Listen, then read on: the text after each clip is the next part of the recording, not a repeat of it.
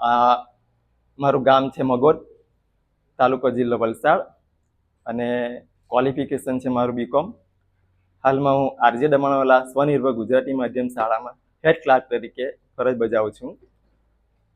અને લગભગ 7 વર્ષથી મેં પ્રાકૃતિક ખેતી કરું છું. અને પ્રાકૃતિક ખેતી કેમ એ તો આપણને નિકુંજભાઈએ જણાવ્યું છે. પણ સૌથી પહેલા તો મારો એ પ્રશ્ન કે ભગવાનને કોઈ જોયા છે? જોયા હોય તો હાથ ઊંચો કરે. આ કળિયુગમાં ભગવાનને કોઈ જોયા? મેં જોયા છે. ભગવાનના દર્શન કોણે કર્યા? કોઈએ નહીં કર્યા. કોઈએ કર્યા હશે, યાદ કરો. નીરજભાઈ, ભગવાનના દર્શન. આપણું અસ્તિત્વ ક્યાંથી છે? આપણું અસ્તિત્વ આપણા મા બાપથી. હા, આપણું અસ્તિત્વ આપણા મા બાપથી છે. તો આપણા ભગવાન કોણ? આપણા મા બાપ. જીવતા જાગતા જો આ ધરતીના ભગવાન હોય તો આપણા મા બાપ છે. એક આપણે જે આપણા શાસ્ત્રમાં જણાવેલું કે શંકર ભગવાન, પાર્વતી માતા, એમના દીકરા કાર્તિકેય અને ગણેશ, જ્યારે બ્રહ્માની પ્રદક્ષિણા કરવા કીધું તો કાર્તિકેય તો નીકળી ગયા, પણ ગણપતિ બાપાએ કોની પ્રદક્ષિણા કરી? એના મા બાપની. એટલે મા બાપના ચરણોમાં આપણું આખું બ્રહ્માંડ સમાયેલું છે. આપણા જીવતા જાગતા જો આ ધરતીના ભગવાન હોય તો આપણા મા બાપ છે. અને બીજા કોઈ જીવતા જાગતા ભગવાન હોય તે કોણ છે? બીજા બી એક જીવતા જાગતા ભગવાન છે.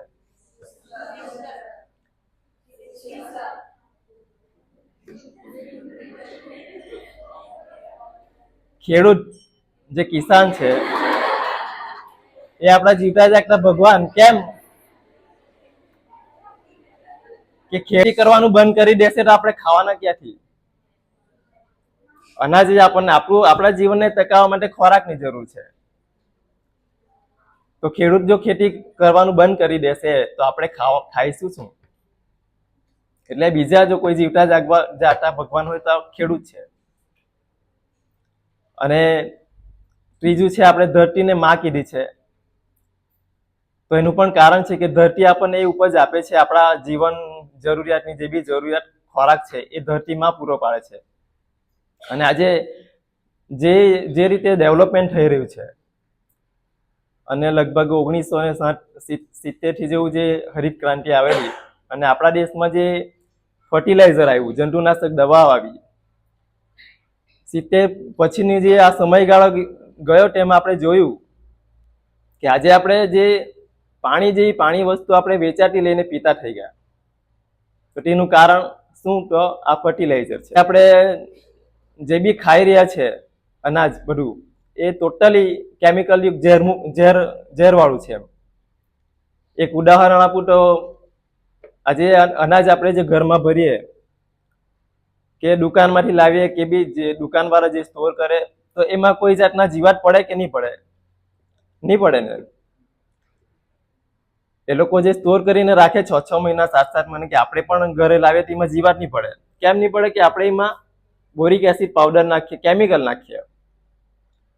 કેમિકલ નાખવાથી એ જીવાતને ખબર છે કે અહીંયા આ ખાવાની વસ્તુ નથી, એટલે ત્યાં નથી આવતું.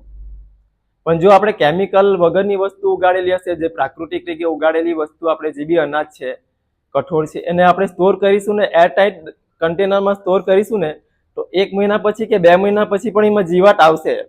તે જીવની ઉત્પત્તિ ક્યાંથી થઈ? આ છે પ્રકૃતિ. એ જીવને ખબર છે કે આ વસ્તુ ખાવાની છે, તો જ ત્યાં આવ્યું ને. અને આપણે ભણેલા ગણેલા આ સાબિત થયા ના પરથી કે આપણે એ વસ્તુ ખાતા છે કે જેમાં જીવાત નથી પડતી. જે વસ્તુની ખબર છે જીવને, નાનામાં નાના જીવને ખબર છે કે આ વસ્તુ ખાવાની નથી, તે વસ્તુ આપણે ખાઈએ.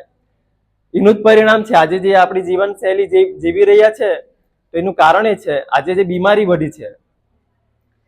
ખાસ કરીને બીમારીની વાત આવે કે આપણે સાંભળેલી પણ નહીં એવી જાતની બીમારી છે. આજે 25-30 વર્ષના લોકોને પણ હાર્ટ એટેક, બધી જાતની બીમારી. ડાયાબિટીસનું તો એટલું પ્રમાણ વધી ગયું. અત્યારે આ છેલ્લા લગભગ 15 દિવસના ન્યૂઝ જોયા તો 21% પ્રી ડાયાબિટીસ બાળકોને આજે જે ડાયાબિટીસ થવી એ શક્ય નહીં મળે. પણ એના કારણે 21% ટોન પેપર બોલે. આ તો બહુ ગંભીર બાબત છે. 21% એટલે એ શેમાંથી, એ બાળકોમાં શેમાંથી, કે બાળકોને આપણે કેવી મા બાપ કેવી ટેવ પાડે કે ઓપ્શન આપે છે કે બાળકને આની ભાવતું એટલે એને ઓપ્શન આપણે આપીએ કે તું આ ખા. અને આજે કોલ્ડ ડ્રિંક્સ તો દરેક જે અત્યારે જે આ બહેનો છે એ લોકોને મારી હાથ જોડીને વિનંતી, તમે એવોઇડ કરજો, પીવાનું બંધ જ કરજો. ઘરમાં તમારે આવે જ નહીં કે તમે કોઈને એની ઓફર પણ નહીં કરતા કે તમે આ પીવો. કારણ કે કોલ્ડ ડ્રિંક્સના કારણે આ ડાયાબિટીસનું પ્રમાણ બાળકોમાં આવી ગયું. અને કોલ્ડ ડ્રિંક્સ એટલા માટે નામ આપવામાં આવ્યું કે એમાં નાઇટ્રોજન વપરાય છે. એનું બીજું નામ છે સાયન્ટિફિક કાર્બોહાઈડ્રેટિક ડ્રિંક છે, કોલ્ડ ડ્રિંક્સ નથી. એ કોઈ ફળોના જ્યુસથી નથી બનતું. એમાં સાયટ્રિક એસિડ આવે છે, ફૂડ કલર આવે છે, ખાંડ આવે છે. મતલબ એ પીવા લાયક ને યોગ્ય નથી. અને એના જ કારણે આજે જે આ ડાયાબિટીસનું પ્રમાણ વધ્યું, ખાસ કરીને અત્યારે હાલમાં ડાંગ જિલ્લો છે, ધરમપુર છે, ડાંગમાં છે, ધરમપુરમાં છે, એ બાજુ તો એટલું બધું વધી ગયું કારણ કે આનું સેવન અતિશય છે ત્યાં. એટલે તમે પણ તમારા ઘરે કે તમારા આજુબાજુના લોકોને આનાથી જાગૃત કરો કે આ કોલ્ડ ડ્રિંક્સ પીવાનું બંધ કરો. નહીં તો આ બહુ ગંભીર બાબત છે. એટલી હદે બીમારી આ વધતી છે ડાયાબિટીસની કે આપણે કલ્પના પણ નહીં કરી શકીએ. મતલબ આપણે આપણી જીવનશૈલી, જે પ્રાકૃતિકની વાત આવે તો લોકો જે કરતા એના પર આપણે પાછું જવું પડવાનું છે. હાલની પરિસ્થિતિમાં જોઈએ તો દરેક વસ્તુ ભેળસેળ યુક્ત, કેમિકલ વાળી, તમે ન્યૂઝ જોતા હશો, કંઈ પનીર ભેળસેળ વાળું છે, ઘી, તેલ, અનાજ બધું જ ડુપ્લિકેટ આજે આવી ગયું છે. અને એનો જ આપણે આજે ભોગ બની રહ્યા છે. એમાં બહેનો મને તો ખાસ વિનંતી કે ચાઇનીઝ ફૂડ ભૂલથી પણ નહીં ખાતા, ભૂલથી પણ નહીં. અઠવાડિયામાં એકવાર, મહિનામાં એકવાર ખાય એ ચાલે, એ તમે ભૂલી જજો ચાઇનીઝ ફૂડ. એનું રીઝન છે આજે ઇન્ફર્ટિલિટીનું જે પ્રમાણ વધ્યું આજે 16% છે. 16% ઇન્ફર્ટિલિટીનું જે પ્રમાણ છે 16%. આજે બહેનોમાં પીસીઓડીનો પ્રોબ્લેમ છે. તેનું કારણ આ ફૂડ જ છે. કારણ કે જે ગીતામાં છે અધ્યાય 2 શ્લોક નંબર 47 તેમાં કહ્યું છે કે ભાઈ વાવે તે જ ઉગવાનું છે.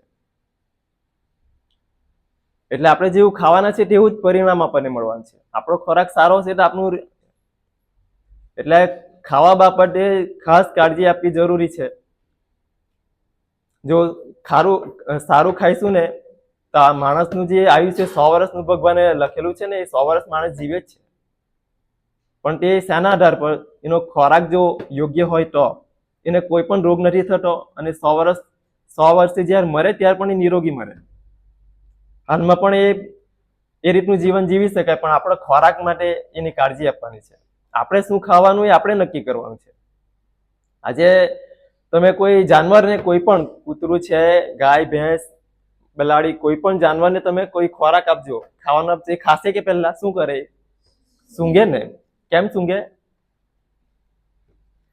કેમ? એ ખાવા જેવું છે કે નહીં એ તપાસે. જો ખાવા જેવું હશે ને તો જ ખાશે. તો જાનવરમાં આટલી બુદ્ધિ તો આપણે માણસમાં કેમ નહીં મળે? એટલે આપણે કોઈને તમે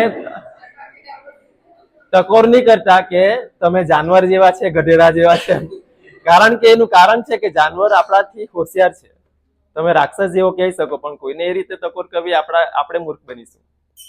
કારણ કે જાનવર આપણા કરતા બહુ, હા.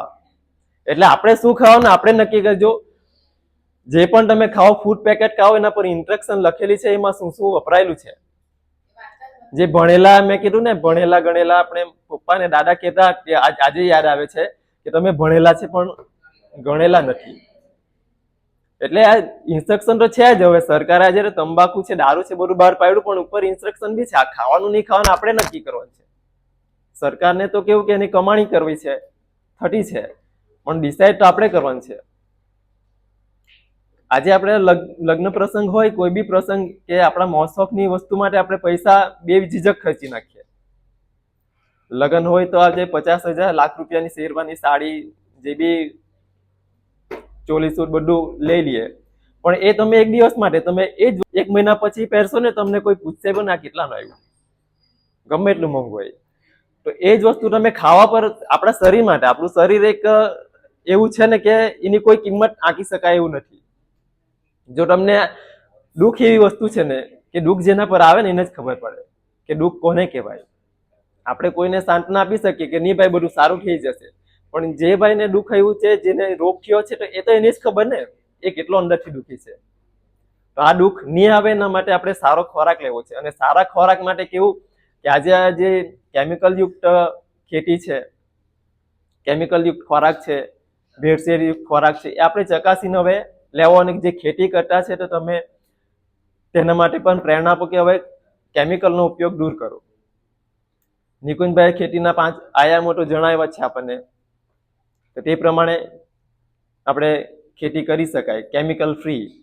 અને જેની હોય તો જે પ્રમાણે કેમિકલમાં હવે જે બી પ્લાન્ટ છે, વેજીટેબલ છે, એને આપણે પોષક તત્વો તરીકે શું આપીએ કે ડાઈ, ડીએપી કેમિકલમાં, પછી યુરિયા, નાઇટ્રોજન અને પોટાશ, આ 3 વસ્તુ આપણે આપતા હોઈએ છીએ કેમિકલ યુક્ત તરીકે.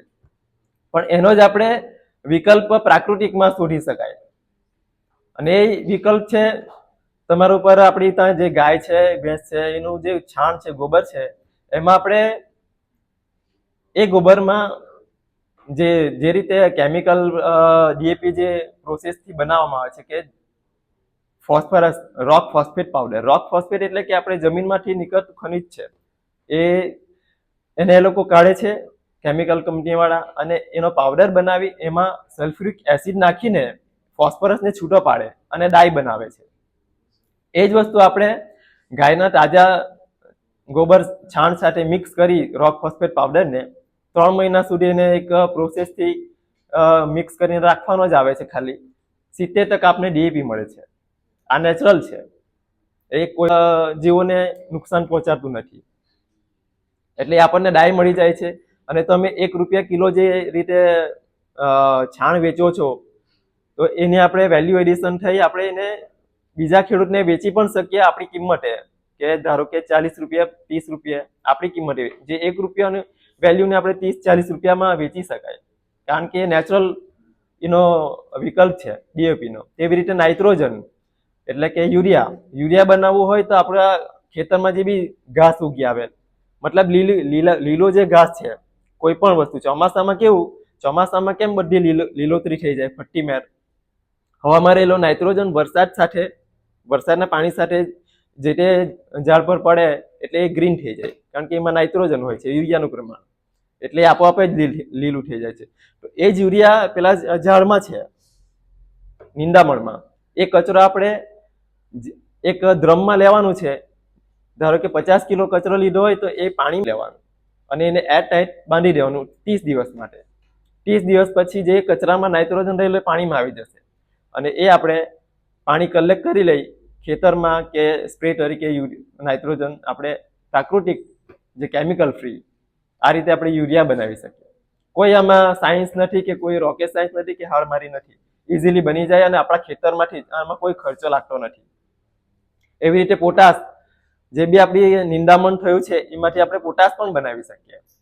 ધારો કે આપણે 500 કિલો કચરો લીધો, આપણા જે બી ખેતરમાં થયેલો કચરો, લીલો સૂકો કચરો લેવાનો, એના નાના ટુકડા કરવા પડે અને એને પણ એક બેડ બનાવી એના પર 500 કિલો કચરો હોય તો એ પર ખાલી આખું મીઠું, સમુદ્રી નમક 5 કિલો લેવાનું છે, એ આપણે એના પર નાખી દેવાનું અને એ ડીકમ્પોઝ થાય, સડી જાય ત્યાં સુધી રાખવાનું. એટલે એ આપણે કલેક્ટ કરીને જે બી આપણે ખાતર સાથે મિક્સ કર્યું, છાણિયું ખાતર સાથે આપી દીધું, એટલે પોટાશનું કામ કરે. આ રીતે આપણે જે છે જ, અને ખર્ચા વગર છે, ખર્ચો લાગતો જ નથી આ બનાવવા માટે. એટલે આ રીતે ખેડૂતને પ્રોત્સાહન કરી શકાય. અને બીજી વાત જે છે કે આપણા જિલ્લામાં, ગુજરાત મતલબ વલસાડ જિલ્લામાં નાના ખેડૂત વધારે છે, જેની પાસે 5 ગુંઠા, 10 ગુંઠા, 1 વીઘો એવી જગ્યા, એટલી જ જગ્યા છે. તો જે રીતે વલસાડ મતલબ સિટીમાં જે રીતે 500 વારના જે બી જમીનની જગ્યા છે તેમાં બિલ્ડિંગનું નિર્માણ થયું છે. હવે આપણે જો એક ઘર બનાવીએ, એક જ ઘર, તો આપણને 500 ચોરસ વાર જગ્યા જે બી જોઈતી હોય તેમાં આપણું એક ઘર બન્યું. પણ બિલ્ડિંગનું નિર્માણ એટલા માટે થયું કે જગ્યા ઓછી છે પણ ઘર પેલા એકની ઉપર એક આવી ગયા, એટલે 500 ની સંખ્યામાં એક જ જગ્યામાં 500 ઘર આવી ગયા. એ જ આધાર પર મધ્યપ્રદેશના આકાશ ચોરસિયા એમણે જે આપણા ભારતમાં થતી ખેતીના 5મો પ્રકાર શોધ્યો. 5મા પ્રકારમાં તેને મલ્ટી લેયર તરીકે એણે નામ આપ્યું, જેમાં એકની ઉપર એક આપણે શાકભાજી કરી શકીએ. જે રીતે બિલ્ડિંગ બની એકની ઉપર એક ઘર બન્યું, તેવી રીતે એકની ઉપર એક એમણે ખેતી કરી. એનું પંચસ્તરીય મોડલ કેવું કે ઓછી જગ્યા છે, ધારો કે મારા પર 5 ગુંઠા જગ્યા છે, આપણે ધરમપુર ને આ બાજુ જો જાય તો બધા ટીંડોળા છે અને કારેલા છે એની ખેતી કરે તો એક મંડપ બનાવેલો હોય છે. પણ તે કેવું કે એ લોકોએ તેમાં એક જ પાક લીધો મંડપમાં, પણ એ જ મંડપ તૈયાર કરવાનો છે અને એમાં આપણે ઓછી જગ્યામાં અને એક જ વાર પાણી આપવાનું, એક જ વાર એમાં આપણું પ્રાકૃતિક જે બી આપણું ખાદ આપવાના છે, ખોરાક આપવાનું, તેમાં આપણે 5 પ્રકારના પાકો લઈ શકીએ. તો આમાં કેવું કે એક વેલાવાડીમાં જે આપણે મંડપ તૈયાર કરવાનો છે તે તૈયાર કરી દીધા પછી નીચે ગ્રાઉન્ડ ફ્લોર પર આપણે, અને આની શરૂઆત ફેબ્રુઆરીમાં કરવાની આવે. ફેબ્રુઆરીમાં એટલા માટે કે ગ્રાઉન્ડ ફ્લોર પર પહેલો પાક હલ્દી નો લઈ શકાય. હલ્દી અથવા આદુ એ ગ્રાઉન્ડ ફ્લોર પર એટલે કે જે જમીનમાં લાગી જાય છે એની ઉપર, અને ફેબ્રુઆરીમાં રોપી દેવાનો આવે છે. હલ્દીનું કેવું કે એ જૂનમાં જ ઉગે છે, આપણે રોપી દેવાનું એને ફેબ્રુઆરીમાં. પછી એની પર બીજો પાક આવે લીફી વેજીટેબલ, મેથી દાણા ભાજી, એને જાડું છંટકાવ કરવાનું એની ઉપર જ. એ બીજો પાક થઈ ગયો. અને જાડું છંટકાવ કરવાનું કારણ એ છે કે બીજો નિંદામણ કચરો નહીં ઉગે. મેથી કેમ આપણે એકદમ જાડી વાવીએ, પાલક વાવીએ, બસ એ રીતે. થર્ડ લેયર આવે છે આપણું, જે એમાં બાંબુની જે મચાન બન્યું માળવો, એમાં જે બાંબુની લાઈન લાગે એમાં તાર કે દોરી બાંધીને સપોર્ટ આપી એના પર આપણે કાકડી, ચોરી કે એ વસ્તુ રોપી શકીએ. પછી જે બાંબુના જે બી આપણા પિલર આવ્યા, જે બી 30, 40, 50 જે બી બાંબુ આવ્યા, એના થડમાં આપણે ટીંડોળી ઉપર જે નાના પાનવાળા ટીંડોળી કે પરવળ, એ 2 ક્રોપ આપણે ઉપરનામાં લઈ શકીએ. એ ચોથો થયો લેયર. એકની ઉપર એક આવ્યો, જગ્યા તો એક જ છે, આપણી જગ્યા એક જ છે, પણ આ ચોથો લેયર થયો. અને 5મો લેયર કયો કે એમાં આપણે 15 બાય 15 પપમ કે ફ્રૂટના પ્લાન્ટ, આમળા છે, જમરૂખ છે, એ રીતે 5મું એ મંડપની ઉપર જતા રહી. પપમ છે દેશી, એ બી મંડપની ઉપર જતું રહે. એટલે ફેબ્રુઆરીથી જે આપણે આમાં એક જ જગ્યામાં, નાની જગ્યામાં, એક જ જગ્યામાં આપણે 5 પ્રકારના પાક લઈ સારી આવક મેળવી શકીએ. અને પહેલો પાક આપણો એપ્રિલ મેમાં લીફી વેજીટેબલનો નીકળી જાય, તેને આપણે ઉખેડીને કાઢવાની છે. એ ઉખેડીને કાઢશું એટલે જમીનમાં માટી ઉપર નીચે થશે. માટી ઉપર નીચે થવાથી જે અંદર આપણે હળદર કે આદુ રોપેલું ને એને ઓક્સિજન મળશે, અને એપ્રિલ મેમાં નીકળી જાય. જૂનમાં એનું જર્મિનેશન, એટલે એને જર્મિનેશનમાં એને ઓક્સિજન મળે એટલે રાહત રહી. એટલે એક પાક તો આપણો નીકળી આવ્યો લીફી વેજીટેબલનો. બીજો પાક આપણો જે આપણે કાકડી કે એ પણ રોપ્યું એનો ત્રીજો પાક આપણને ઉપર ટીંડોળા ચાલુ થઈ જાય કે પરવળ રોપેલા એ ચાલુ થઈ જાય. ચોથા પાકમાં આપણું જે વેલાવાળા જે છે એ થઈ જાય. ને 5મામાં જે આપણું પપમ રોપેલી છે, મતલબ આખા વર્ષમાં તમને 1-2 ક્રોપમાંથી આપણો આખો ખર્ચો નીકળી જાય અને બીજા બધા પાકો આપણો પ્રોફિટના છે. અને બીજું એમાં જે હળદર એમાં જે કરવામાં આવે ને, તો હળદરના જે પાન સુકાવા આવે, 80% પાન સુકાઈ જાય ને પછી એમાંથી તેલ કાઢવામાં આવે. એ દેશી દારૂ બનાવે, જોયેલું હશે કોઈ, જેને અર્ક કાઢીએ ને દેશી દારૂની પદ્ધતિ, તે રીતની જ આમાં પ્રોસેસ છે. એને પાણીમાં નાખીને આ રીતનો એનો અર્ક કાઢીએ એટલે એક બાજુ હલ્દીનું પાણી પણ નીકળશે અને એની સાથે તેલ આવશે. એ તેલ 10,000 થી 12,000 રૂપિયા લીટર જાય. 1 એકર જો આ કોન્સેપ્ટ કરીએ તો એમાંથી 4 લીટર આપણને ઓઇલ જ મળે. એટલે આ જે કોન્સેપ્ટ છે, આકાશ ચોરસિયાએ જે આની શોધ કરી છે, બહુ જ સારી અને એક ખેડૂતને સારામાં સારી કમાણી કરી આપતું પદ્ધતિ છે. અને આકાશ ચોરસિયા જે મધ્યપ્રદેશના સાગર જિલ્લાના કપુરિયા ગામના છે, એમણે લાખો કિસાનોને ફ્રીમાં ટ્રેનિંગ આપી છે અને મેં પોતે પણ લીધી છે. મેં એમની જોડે 2019થી જોઈન્ટ છું. મતલબ આજે જે ખેતી કેમિકલથી જ થાય એ જે ભ્રમણા છે એ ખોટી છે. આપણે કેમિકલ ફ્રી ખેતી કરી શકીએ છીએ અને એમાં ઉત્પાદન પણ સારું. ને બીજું જે આપણે હાઇબ્રિડમાં જે છે, હાઇબ્રિડ બી મોડિફાઈ કરેલા જે સાયન્સે, ધારો કે દૂધી કેવી કે દૂધી આપણી 4 ને 5 ફૂટ લાંબી થાય, પણ હવે લોકોને નાની જુએ એમ. તો તેના માટે સાયન્ટિસ્ટ લોકોએ શું કર્યું કે દૂધીનું બિયારણ અને કાકડીનું બિયારણનું મિક્સ કરીને એક બીજું બિયારણ ઉત્પન્ન કર્યું. તેમાંથી દૂધીની સાઈઝ નાની થઈ. પણ આ કેવું કે જેનેટિકલી મોડિફાઈ કરેલા બિયારણ એ આપણને ખાલી પેટ ભરાય છે, એમાં કોઈ જાતના પોષક તત્વો નથી. એટલે ખેડૂતોએ જો દેશી આપણા જે ભારતના જે બિયારણો છે એનો ઉપયોગ કરે તો વધારે સારું. અને હવે સમય બી ઘણો થયો. અભિવાદન કરો, કોઈને અભિનંદન કરો તો તાળી પાડીને, બરાબર? તો આપણે તાળી પાડવાની છે, પણ એક થેરાપી છે. હવે તમે સવારે નાસ્તો કર્યો હશે એટલે જેટલું જોર હોય એટલી જોરથી તાળી પાડવાની છે. એવું કહેવાય છે કે હાથમાં ખુજલી થાય ને તો પૈસા આવવાના, બરાબર? એવી કહેવત છે એમ. તો આપણે તાળી એ રીતે પાડવાની છે, 1 મિનિટ સુધી જેવી પાડવાની છે. જેટલી જોર હોય એટલી રીતે પાડવાની છે. ચાલો, ચાલુ કરો.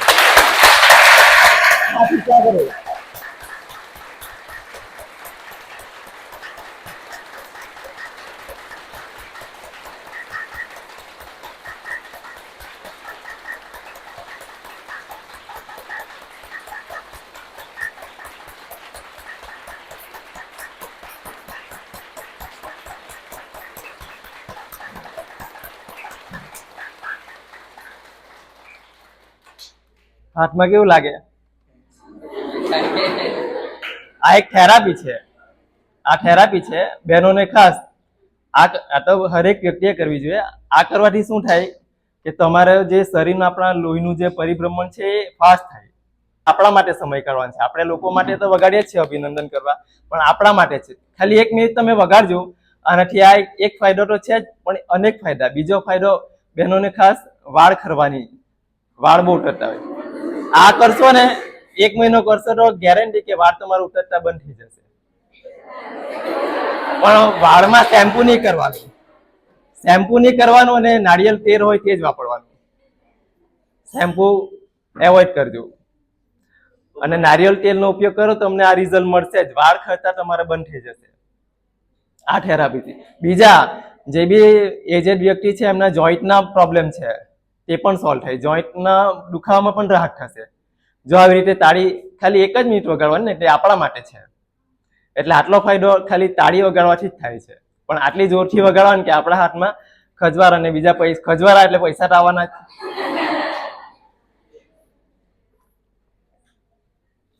બસ, તો આટલું કહીને